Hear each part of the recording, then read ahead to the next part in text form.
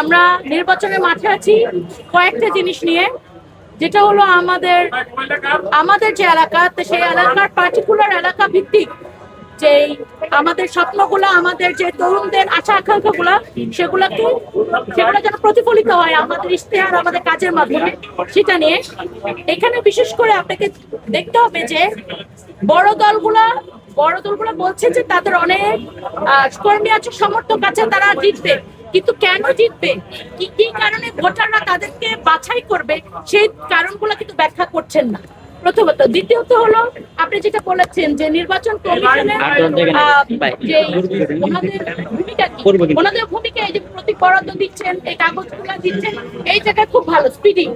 But যখন আমরা মাঠের যে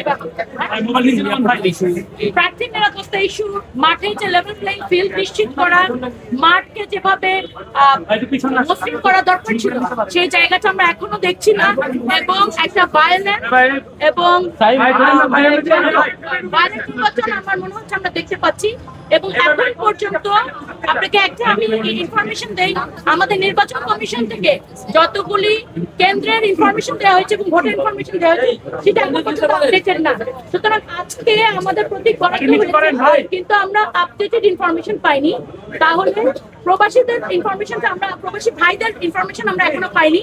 ওনাদের কিন্তু 25 তারিখের মধ্যে রেজিস্ট্রেশন করে 2 তারিখের মধ্যে ভোটটা দিতে হবে, কিন্তু তাদের এখন পর্যন্ত ফুল যে লিস্টটা, সেটা আমরা পাইনি, প্রার্থীরা পাইনি। তাহলে আমরা এই প্রবাসী ভাইদের কাছে রিচ কিভাবে করবো এবং আমাদের ভোটটা কিভাবে ওনারা ঠিক মতো জায়গা মতো দেবেন, সেই জায়গাগুলো ক্লিয়ার না।